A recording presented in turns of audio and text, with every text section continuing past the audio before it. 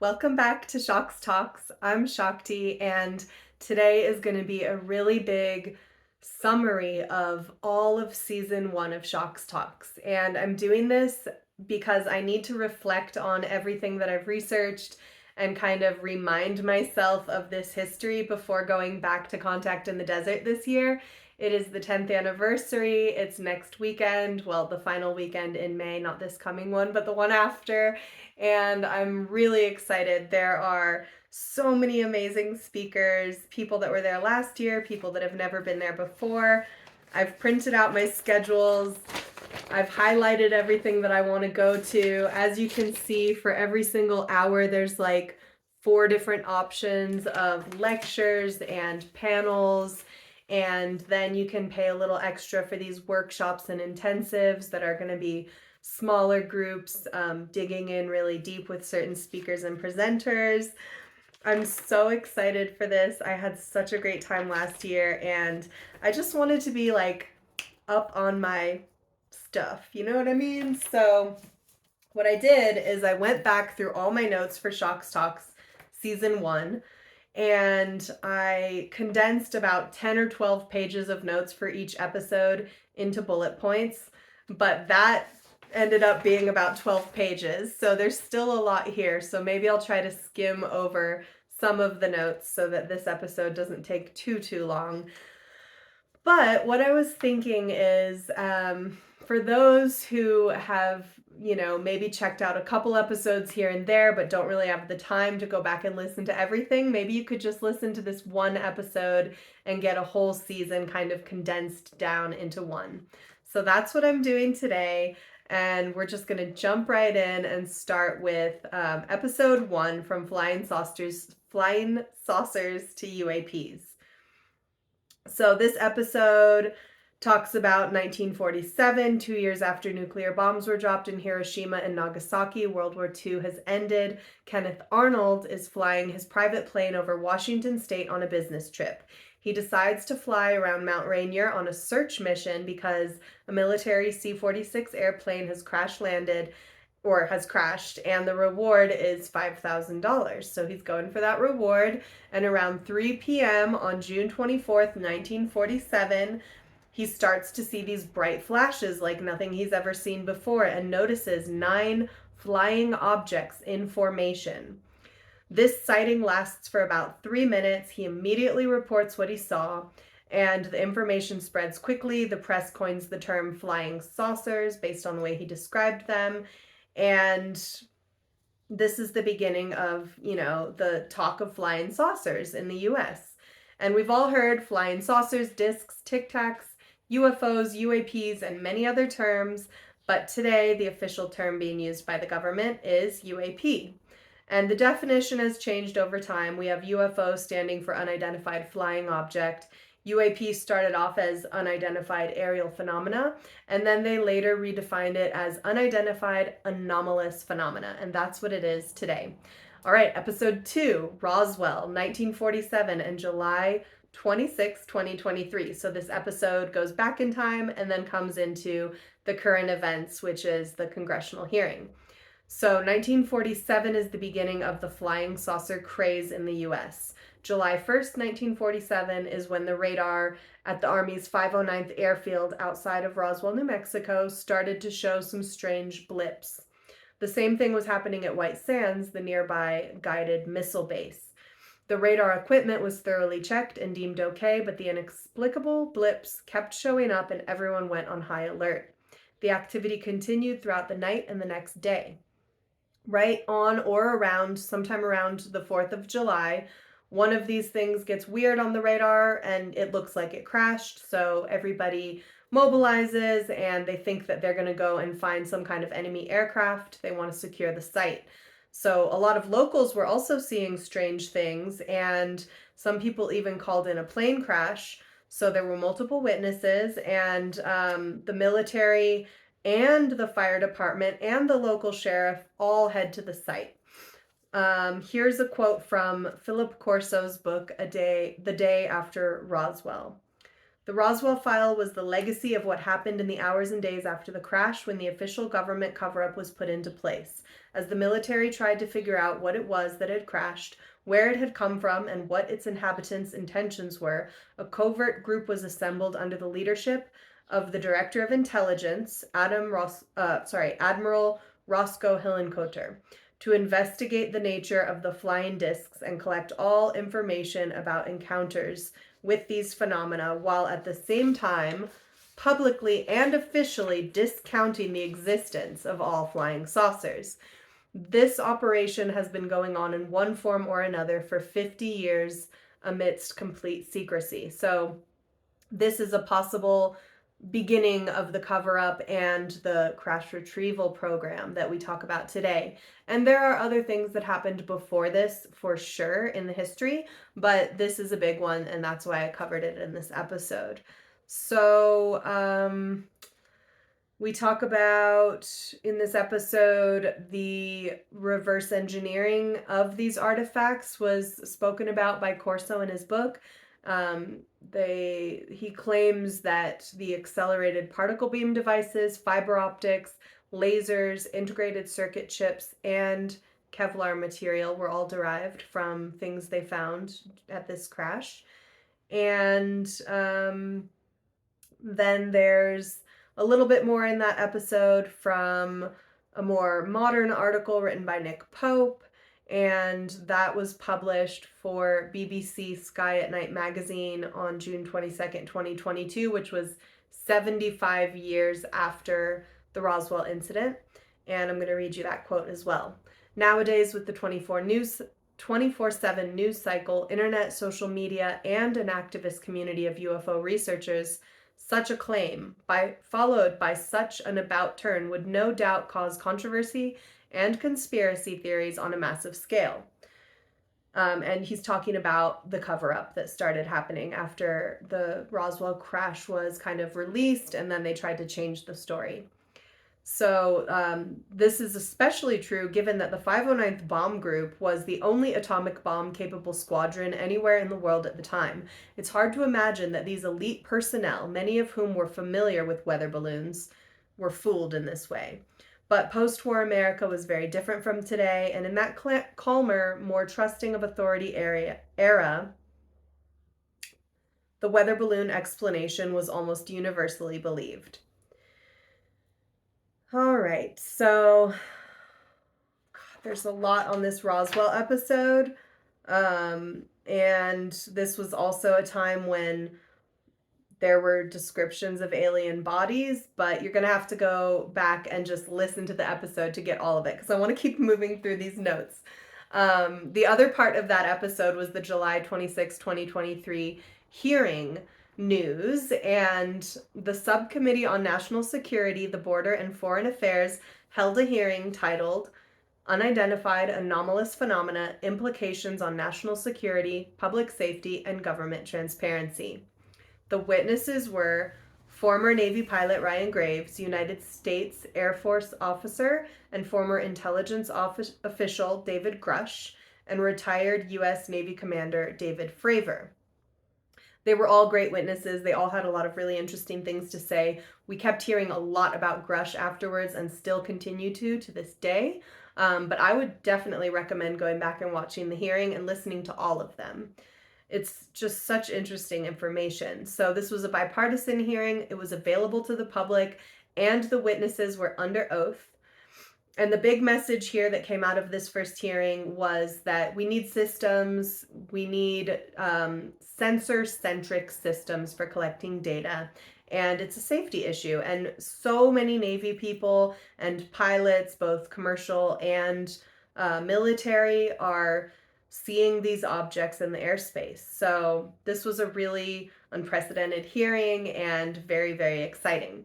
Episode 3, we're moving through our timeline, and now we're in the 1950s, is called UFOs in the 1950s and Today. So here's a quote from Richard Dolan's book, UFOs for the 21st Century Mind. 1952 was a critically important year for UFOs within the US and throughout the world. There were many perplexing sightings. This included several weekends in a row of baffling objects over the Capitol in Washington, D.C. To this day, these events remain unexplained in any conventional sense.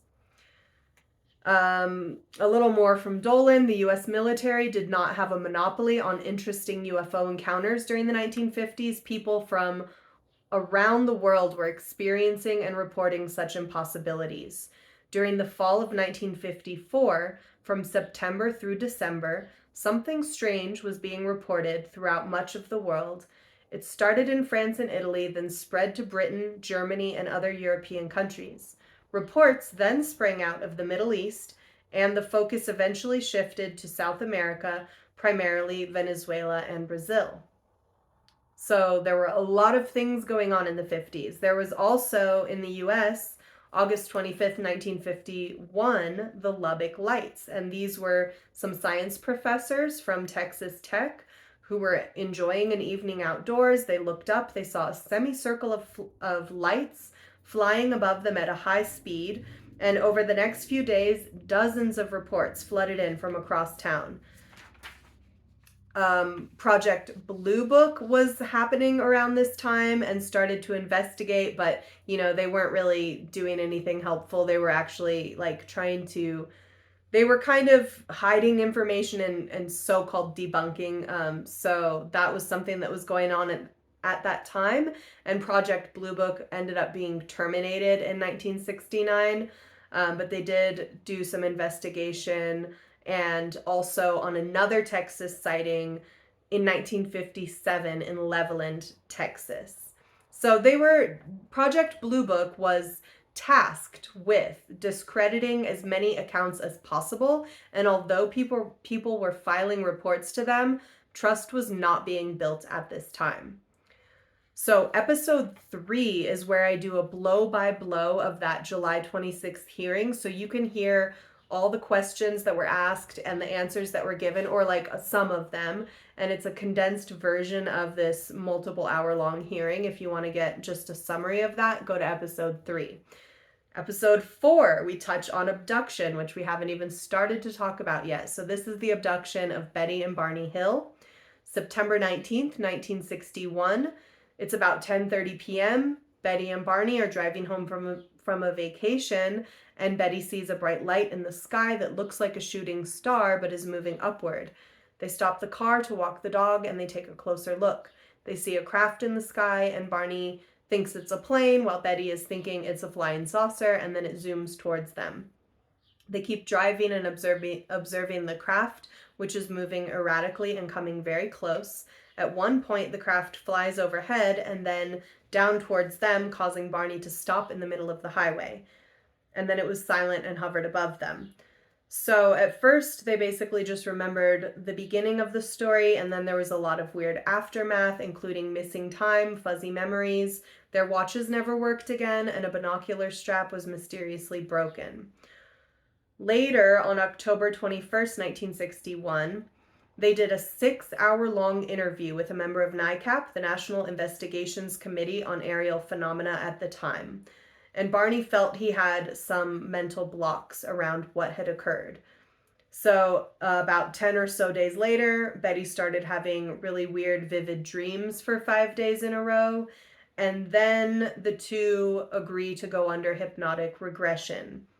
They have separate sessions, and they're both consistent with one another. So in this episode 4, you can hear a breakdown of everything that they reported in those sessions. You can also find links to those recordings in that episode in the description below. Episode 5, we're starting to get into remote viewing. It's called Remote Viewing in the 70s, Psychic Phenomena, Telepathy, and Discernment. So I love this because once you start going down the UFO rabbit hole, you're going to come into contact with all kinds of other paranormal things. And there's a lot of crossover with psi abilities, psychic phenomena, paranormal happenings, and even ghost things and all kinds of other stuff, because what we're starting to unravel here is the discrepancy between our current understanding of reality and the very nature of reality. And so there's a lot of exciting conversation happening around this, which is why I talk about all of it on this channel, not just the aliens and UFOs, but also the remote viewing and the psi phenomena. So I started feeling really confident in my understanding when I came across the work of Tom Campbell, and that was around 2012-ish for me. Here is a breakdown of his theory of everything, and this is the framework through which I am viewing so much of this phenomena from episode to episode, and you'll hear me mentioning his name all of the time. So this is the episode 5 is where I first start talking about Tom's work. According to Campbell, consciousness is the primary building block of reality. Everything exists within and is derived from consciousness. The purpose of our existence is to evolve our consciousness through the choices we make. We are here to learn, grow, and increase our capacity for love and understanding. Each individual is a unique unit of consciousness, or an IUOC as he refers to us as, exploring and evolving through experiences. However, all individual consciousness is interconnected, forming a larger collective consciousness. He kind of uses the metaphor sometimes of the computer, but he's not a simulation theorist. But what he's saying is that if it were like a simulation, you could say that consciousness is both the computer and the players. So we are consciousness and the computer is consciousness that we're existing within the reality framework. We have free will and make choices within the limits of our decision space. Our choices affect our personal growth and influence the larger collective consciousness. So the decision space is kind of like the cards you were dealt or the circumstances you find yourself in at any given moment. And so you have a limited set of choices that you can make within that decision space. But the better choices you make, the more you evolve towards love, based on his theory. Campbell emphasizes the significance of love as the path to spiritual growth and understanding. Fear and ego hinder spiritual progress, while love and compassion promote it. He also talks a lot about reducing entropy, and this is the path to entropy reduction, according to Campbell. Campbell's model includes the idea of reincarnation and the continuation of consciousness after physical death. The process of transitioning to an afterlife reality is based on an individual's state of consciousness and level of understanding. So he often says, my work is not that different from what the Buddha was saying. I'm just trying to bring it to you in more updated terms and speak about it in metaphors that relate to the internet that we have now and computers, because that's something that's easy for people to understand. But they're all metaphors. Besides the physical universe, there are non-physical realms and dimensions inhabited by other entities and intelligences. These realms may be accessible through altered states of consciousness, and this could include NDEs, OBEs, or other ways of altering consciousness. The LCS, or the Larger Consciousness System, is the overarching intelligent and conscious system that governs the virtual reality simulation. It may be seen as an evolving and self-learning system.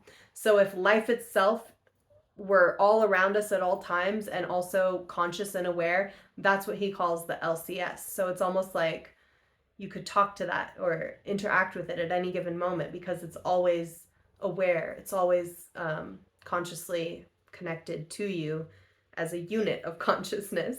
And yogis would call that like the ocean, and we are like a drop of water in the ocean. Campbell's model has practical implications for personal growth, understanding consciousness, and exploring the nature of reality. It encourages open-minded exploration and a scientific approach to metaphysical concepts. So if you go to episode 5, you'll see links to everything. I highly recommend Tom Campbell's book, My Big Toe, Theory of Everything, and all of his videos on YouTube are really great and informative as well. So the next part of this episode, I talk about remote viewing in the 70s. So remote viewing is a phenomenon in which an individual known as a remote viewer uses their mental faculties to perceive or see distant or unseen targets without being physically present in that location. It is often considered a form of extrasensory perception, ESP, or psychic ability.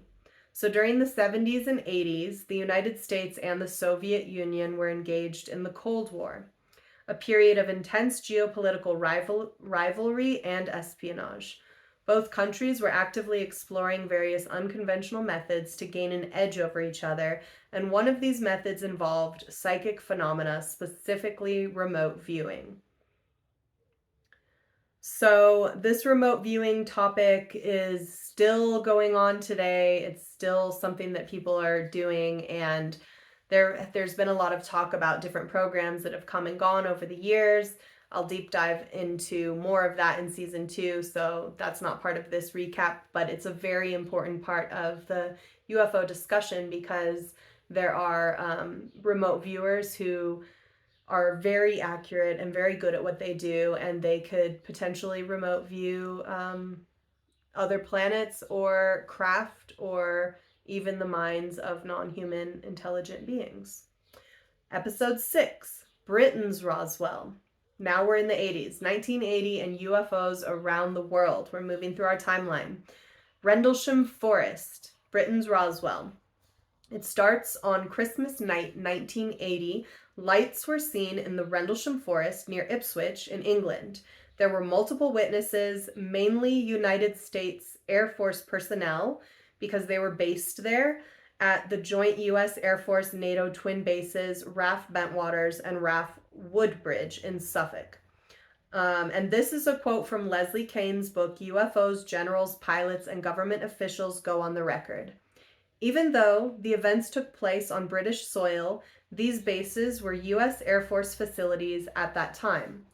Rendlesham Forest lies between the twin bases, and as the Cold War was still decidedly frosty, a UFO sighting at 2 of the nation's most sensitive military sites was most decidedly of interest. Here's a little more from Kane. The series of events began in the early hours of December 26th, so this was after Christmas, when duty personnel reported seeing lights so bright that they feared an aircraft had crashed. They sought and obtained permission to go off base and investigate.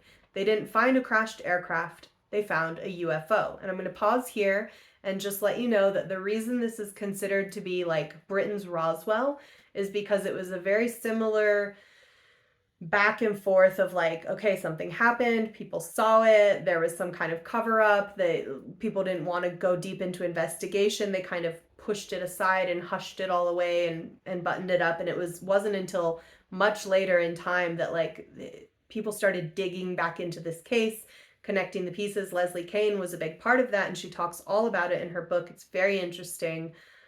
So basically this sighting was the 3-man patrol from the 81st Security Police Squadron are the guys who saw it: Jim Peniston, John Burroughs, and Ed Cabansag. And they saw a small metallic craft moving through the trees. At one point, it appeared to land in a small clearing. They approached cautiously, and Peniston got close enough to see strange markings on the side of the craft, which he likened to Egyptian hieroglyphs. And these are things that other people have seen on other UFOs as well. He made some rapid sketches in his police notebook. The Suffolk police did a quick investigation of the place where the craft had landed, and they found 3 indentations that formed an equilateral triangle in the ground, and they used a Geiger counter, and it peaked when it came close to these indentations, so there was some kind of radiation.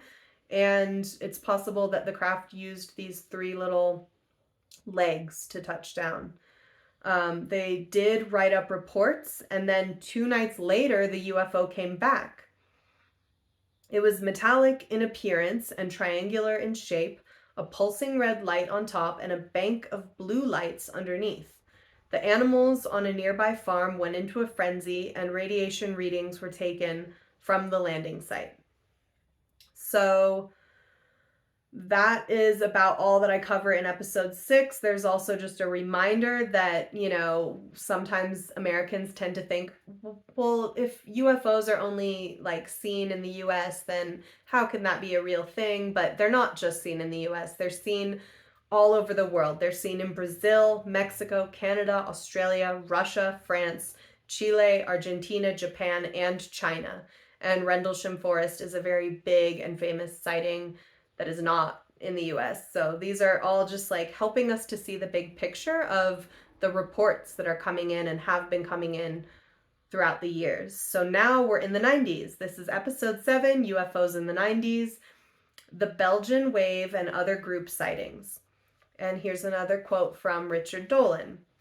Ronald Rager, a former employee of the aerospace firm Aerojet, accidentally but legally came into possession of an important database from the Defense Satellite Program, or DSP. This is a satellite made by Aerojet for military espionage purposes. The database was a list of objects known as fast walkers, which were tracked by the DSP satellites. And fast walkers, of course, is a term for space-based UFOs. The DSP database listed 283 fast walkers recorded from the years of 1973 to 1991. That's an average of more than one per month. So a lot of activity from the 70s to the 90s and before and after, but that's that chunk that we're talking about here. So UFO sightings are happening all around the world. The US government, other governments, and many programs, both private and public, have been working to understand this phenomena since the 1940s at least. And like I said, there's more stuff that was going on before that, but that's where I started this channel and that's where this information is focusing. Abduction and contact is an aspect of this phenomena. It's one that a lot of people don't like to think about or talk about, but it is part of it. And so are crop circles, and so are animal mutilations, and so are mental downloads and healings and more. Some people even seem to be able to contact or call in UFOs and orbs. And you can look up Chris Bledsoe or Stephen Greer, and we talk about them more throughout this episode and throughout the whole season. UFOs appear and behave in different ways. And there's a definite correlation between UFOs and nuclear test sites and war zones. There are also reports of UFOs showing up more in certain areas which are considered to be hotspots. There is a link between the UFO and abduction/contact phenomena and telepathy, remote viewing, and other psi abilities that develop in people who have had contact. And there is an ancient global history of UFOs and non-human beings. Richard Dolan estimates that there may be, on average, 25 to 30 genuine sightings each day of what we may reasonably describe as non-human technology. This seems extraordinary, and it is. This is why I'm making this whole channel, just to be like, let's talk about this. It's crazy, you guys. There's a lot happening.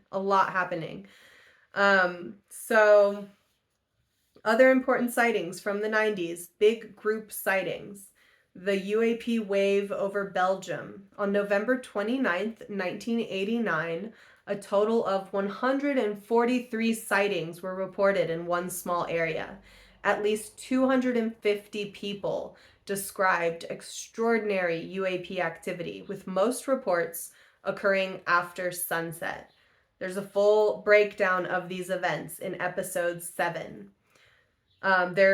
Here's a couple other big group sightings. Zimbabwe, over 60 children in the town of Rua, Zimbabwe on September 16th, 1994. The children saw a craft land during recess and 3 to 4 beings beside it, one perched on top. There are many interviews with these children as adults, documentaries, links in the description of episode 7. Australia. A few years later, after the Zimbabwe, there was a group sighting in Westall High in Melbourne, Australia. It was Wednesday, April 6th, 1966, and around 200 students and teachers at recess witnessed a UFO. So these are really interesting accounts because they have so many witnesses.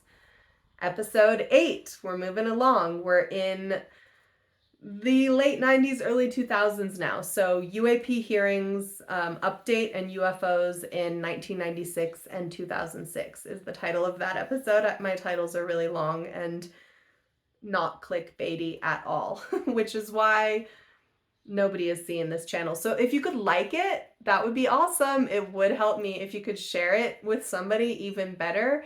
And if you can comment on any episode, like, it really does help. I really do want to like push it out just a little bit more. I think it's interesting. Thanks if you have been liking the videos. I really appreciate it a lot. So episode 8, 1996, Varginha, Brazil. This is Brazil's Roswell. So another crazy big incident here. Multiple witnesses saw a crashed craft and beings. One witness locked eyes with a being and had a telepathic communication. On November 7th, 2006, a metallic saucer-shaped craft was seen hovering over the O'Hare International Airport in Chicago. The disc was visible for approximately 2 minutes and was seen by close to a dozen airline employees, ranging from pilots to supervisors. Then it shot straight up, carving a visible circular hole through the clouds. Now, this incident was very important because you can hear recordings of the people reporting it and other people kind of making fun of them, and there was a total cover-up, and they tried to explain it away with a weather phenomena that was impossible due to the actual conditions. So all the details are in episode 8. The Federal Aviation Administration initially claimed that they didn't have any information about the sighting, which was a total lie, and later the Chicago Tribune filed a FOIA, or Freedom of Information Act request, which uncovered recorded conversations like I was just talking about. So a lot of information is out there about this incident. It's very interesting. And the whole punch cloud that they said caused the hole in the clouds was totally impossible because the temperatures that day were not within the same range of temperature that a hole punch cloud could occur within. So that was a total lie as well. And that's what's interesting about looking at all these things over time, is just how obvious the cover-up starts to be. It's really important to notice that and understand it. So episode 9, UFOs, wrapping up the timeline. So we're wrapping up the big timeline that I was doing in season 1 right here at episode 9. And this is UFOs and Nukes and the big questions. So this episode focuses on a really great book, which I borrowed from a friend, but I would love to have a copy for myself one day. It's kind of an expensive book. It's called UFOs and Nukes by Robert Hastings. And this book was first published in 2008, and it's the culmination of over 3 decades of interviews with close to 100 U.S. Air Force personnel who witnessed UFOs, specifically at nuclear weapons sites. So you'll hear people talk about this correlation with like, why are the aliens so interested in our weapons or whatever? I don't know, but it's a real thing, and this book is all the information you need on that. So that's UFOs and Nukes by Robert Hastings. And some really cool points. You know, this episode, number 9, breaks it all down, but I'm just giving you a summary here of some stuff that I really liked from this episode. Hastings makes this important point. He reminds us that scientific quote-unquote truth is constantly being transformed as new evidence is accumulated and evaluated, and that our perceptions of the UFO phenomena will no doubt shift over time, and it's already happened, and it's currently happening. It's constantly happening. So that's just a great reminder to think about how even science has to be a discussion, and things are changing as new information comes in.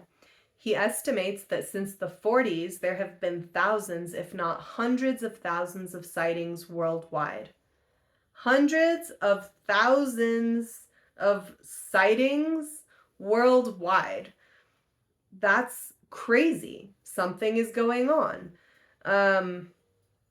And these are the kinds that cannot be explained, that are not debunked. These are the kind that are unexplained. So that's a lot. And here are Hastings' key questions, or big questions. And I love this list, so I'm just going to read them out to you. Who are they? How do they travel here? Why are they here? Is more than one alien race present? Why do aliens reportedly look similar to humans? Why has there been no open contact? Why the official secrecy about UFOs, and what happens next? So if you want to hear some of his answers to some of those questions, go to my episode 9 where I break it all down. Episode 10. We're doing it. Okay. Scratching the surface. What are the aliens up to? So speaking of one of those questions, why are they here? Let's talk about possible alien agendas. And this is an episode where I just begin to outline some of the many theories that are out there.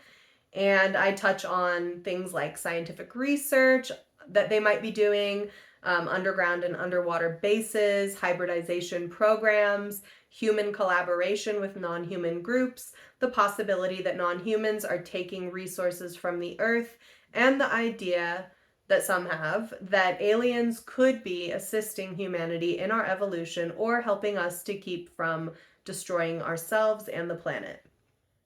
So I would like to do a deeper dive into all this in season 3. Season 1 is the UFO timeline kind of history.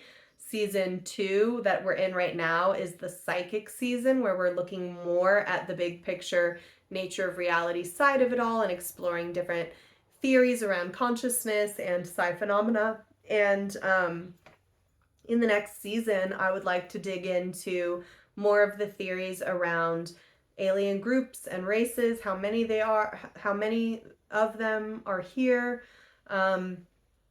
and what do people think they're up to based on the patterns of their behavior and abduction accounts. So lots of information that those theories are based on, and we'll dig into that more in the next season.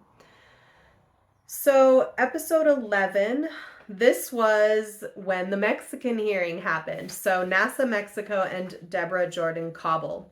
So on September 12th, 2023, Mexico held a hearing that included the presentation of alleged non-human bodies, and this was presented by the Mexican journalist Jaime Maussan, and the press kind of tore him apart and everyone made a bunch of jokes about it, but it was still interesting that that hearing happened, and I talk more about it in this episode.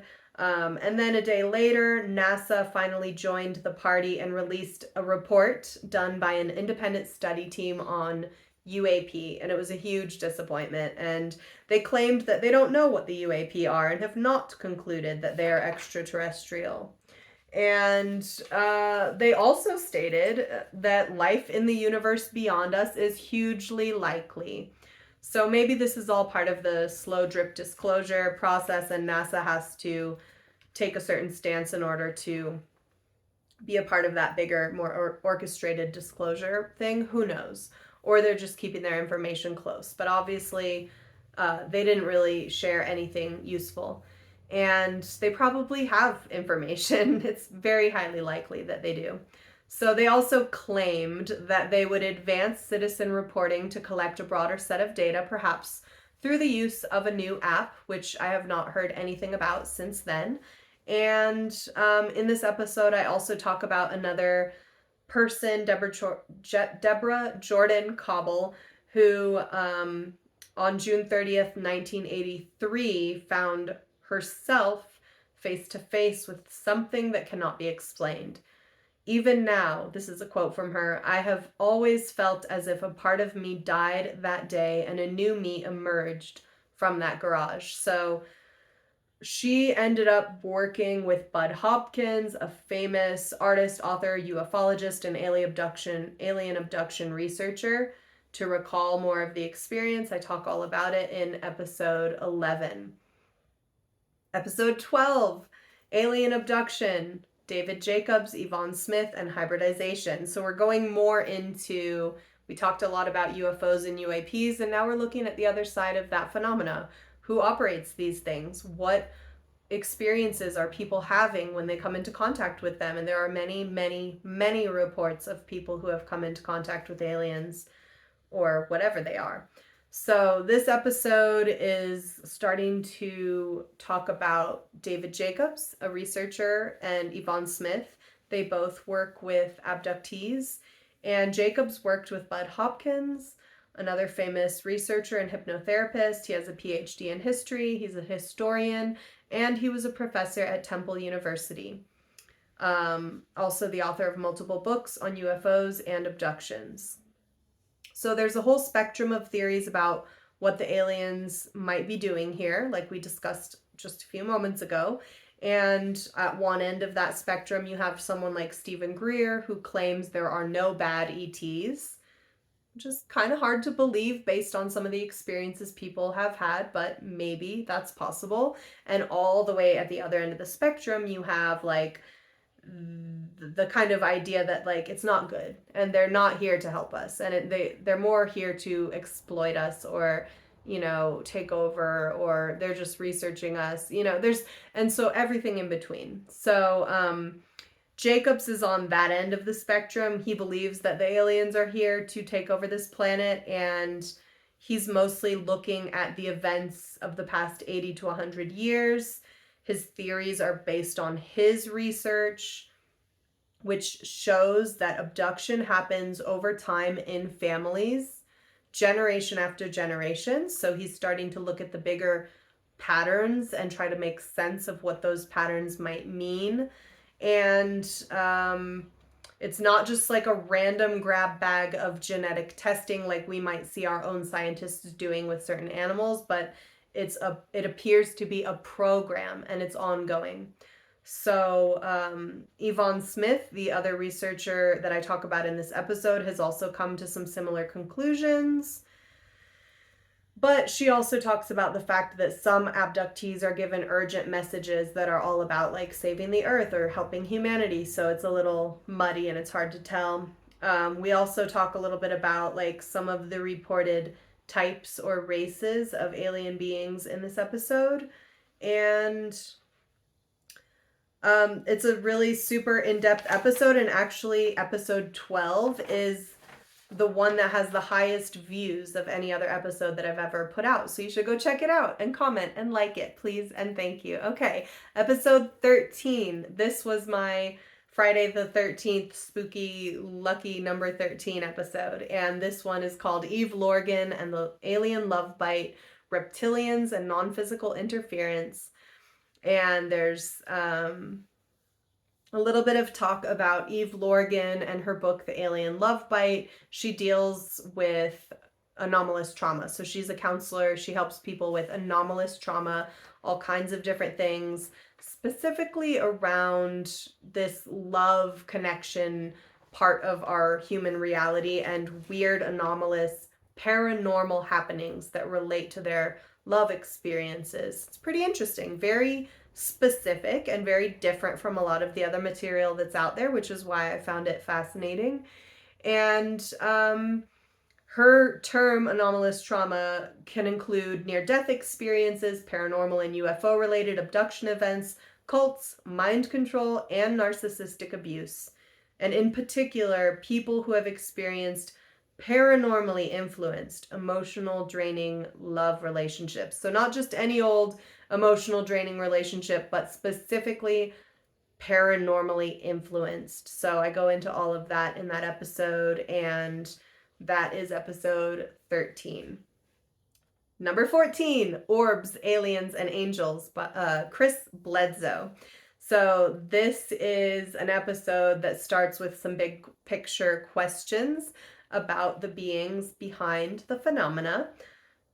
These are the questions. Are they aliens? Are they ultra-dimensionals? Are they data from the data stream that is consciousness, like in Tom Campbell's theory? Are they demons? Are they angels? Are we living in something like a simulation? And what are these entities doing contacting us? So I talk about Chris Bledsoe, and for him, these are powerful beings who teach, heal, love, and protect.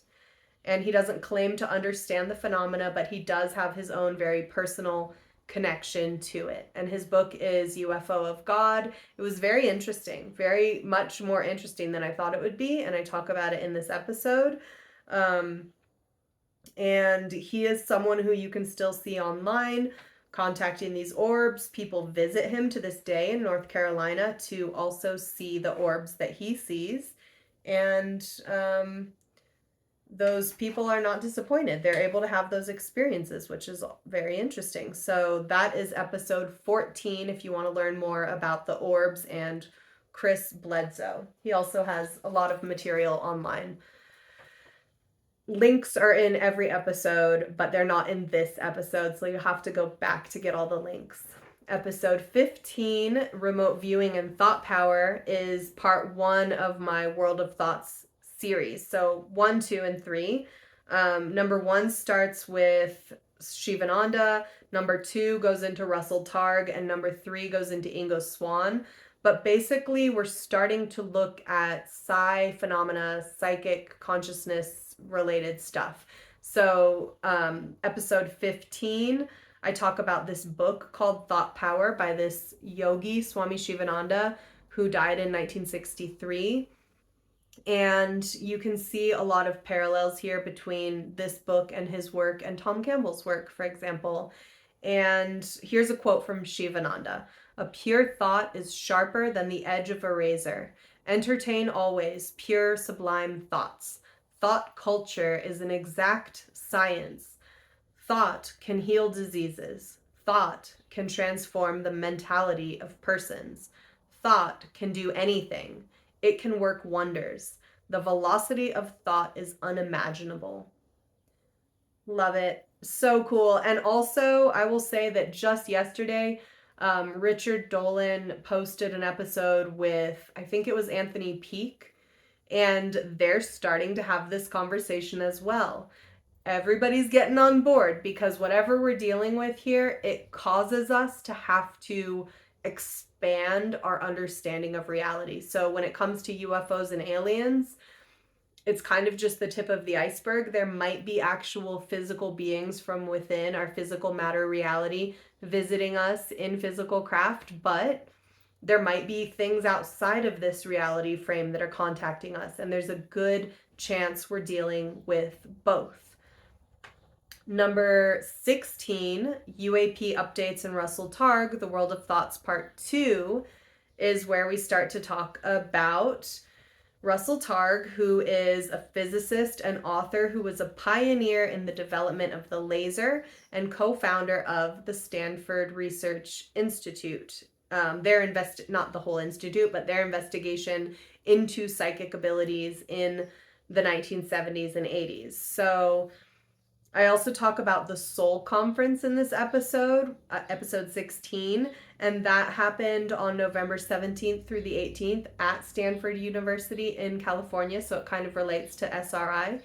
And this was a really big and important UAP conference and very exciting. This foundation only formed in August 2023, so we're still waiting to see what more they do, but it was a coming together of many of the most brilliant minds in the field and really looking at things very seriously through a scientific lens. That is the UAP the whole UAP, UFO, and consciousness phenomena. And the book that I read by Russell Targ is called Limitless Mind, A Guide to Remote Viewing and Transformation of Consciousness.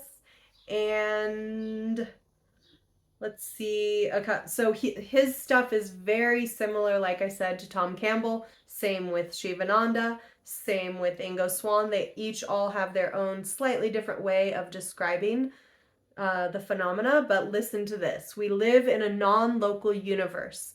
We are consciousness. ESP is natural, and you can be trained to tap into your abilities. We live in a non-local reality, which is to say that we can be affected by events that are distant from our ordinary awareness.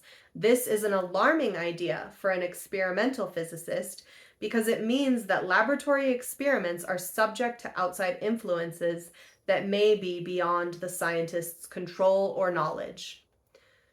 And then, okay, this one more quote from Targ, and then you'll have to go to episode 16 to get the full story and all the information. But let's see. In the fall of 1972, Dr. Hal Puthoff and I started a psychic research program at Stanford Research Institute, SRI. We were both laser physicists who had carried out research for a variety of U.S. government agencies for many years. Our great partner and teacher in the SRI program was the New York artist and highly respected psychic Ingo Swann. There's a ton of interesting information in that episode, so please go back and check it out. But number 17 is where we talk about Ingo Swann, UFO updates and Ingo Swann, The World of Thoughts Part 3. So this was my little 3-part segment kind of priming us for season 2. This episode breaks down more from the Seoul conference, things that happened there and things that people were saying about it afterward, and other current events from November 2023. And then I talk about Ingo. He is a famous natural psychic who coined the term remote viewing. And he helped to shape protocols for others to develop ESP. Ingo trained intelligence operatives with no known natural psychic ability to remote view. And one of the books that I reference in this episode is Ingo Swann's book, Everybody's Guide to Natural ESP. And I continue to make connections between Swann, Targ, Shivananda, and Campbell.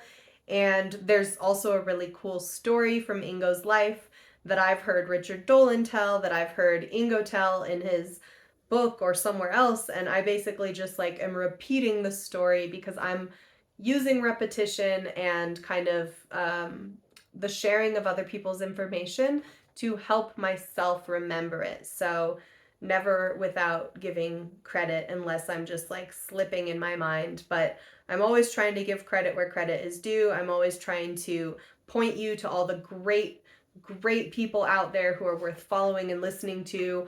I am but a student of this phenomena, and there are a lot of great masters out there who have so many interesting things to say and share. So that was all in episode 17. So 15, 16, 17 are the World of Thought episodes. And then we're wrapping it up here. We're almost done. 18, Alien Encounters, Mantis Beings, and Spiritual Protocols. This is where I'm starting to talk about this book, Encounters, by Diana Walsh Pasulka, that just came out and is really exciting. I talk a little bit about some personal stories, and then in episode 19, I give a 2023 wrap up. And that's it. We did it. Oh my gosh. So that is season 1 of Shock's Talks in a nutshell. Thank you so much for listening. I got it in under an hour. I hope my phone can upload this to YouTube. I better stop now. Please like, please comment, please share, subscribe to the channel, and I'll see you next time on Shock's Talks.